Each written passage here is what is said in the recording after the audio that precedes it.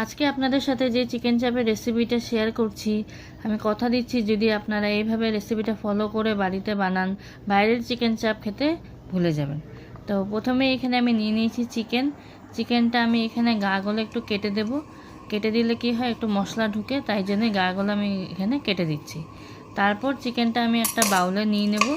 নিয়ে এখানে প্রথমেই দিয়ে দেবো হলো টক দই আমি এখানে দিয়েছি 2 টিস্পুন মতন টক দই দিয়েছি এখানে। তারপর আমি চারমগজ আর কাজুর একটা স্মুথ পেস্ট করে নিয়েছিলাম, যেখানে 1 টিস্পুন চারমগজ আর 4-5টা কাজু দিয়েছিলাম।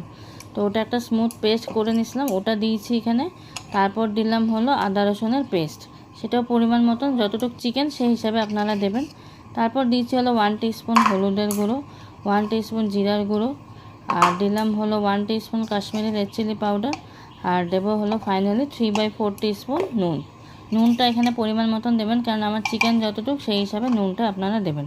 আর দিলাম হলো 1 টিস্পুন ঘি, এগুলো দিলাম। দিয়ে তারপর দিলাম হলো 1 টিস্পুন মতন বিরিয়ানি মশলা।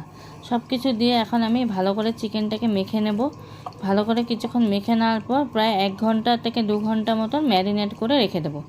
1 ঘন্টা করলে বেশি ভালো হয়। এটা ম্যারিনেট করে আমি চাপা দিয়ে রেখে দিলাম। তো এদিকে 1 ঘন্টা হয়ে যাওয়ার পর আমি এখন রেসিপিটা স্টার্ট করলাম। তো আমি এখানে তেলে দিয়েছি গোটা গরম মশলা দিয়ে এই চিকেনগুলোকে রিফাইন্ড অয়েলে প্রথম ভেজে নেব। এপিট ওপিট দুপিটে ভেজে নেব। ভেজে নেওয়ার পর তারপর দিয়েছি এখানে একটা বড় পেঁয়াজ আমি পেস্ট করে দিয়েছি, সাথে 4টা কাঁচা লঙ্কাও পেস্ট করে একসাথে দিয়েছি।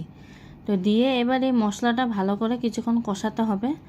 আর বাকি যে ম্যারিনেশন করার সময় যে মশলাটা ছিল ওটাও এর মধ্যে দিয়ে দিয়েছি। দিয়ে এখন ভালো করে কিছুক্ষণ কষাতে হবে লো ফ্লেমে। তো এবার আমি ঢাকনাটা দিয়ে রেখেছি আর লো টু মিডিয়াম ফ্লেমে রেখেছি গ্যাসটা। তো এইভাবে চিকেনটাকে আমি পুরো কষাবো। তো যখন জল ছেড়ে আসবে তারপর ফাইনালি আবার কষাতে হবে। তো এইভাবে কিছুক্ষণ কষানো হয়ে যাওয়ার পর এর মধ্যে দিয়ে দিলাম কিছুটা কসুরি মেথি আর 1 টিস্পুন মতন কেওড়া জল। তো এগুলো সব কিছু দিয়ে আবারও মশলাটাকে ভালো করে কষিয়ে নেব। আর 10 মিনিট মতন লো টু মিডিয়াম ফ্লেমে ঢাকনা দিয়ে রেখে দিয়েছিলাম। তারপর 10 মিনিট পর উঠিয়ে দিলাম, আমাদের চিকেন চাপ আজকে রেডি। তো ফাইনালি আমি একটু গরম মশলা এর মধ্যে দিয়ে দিলাম।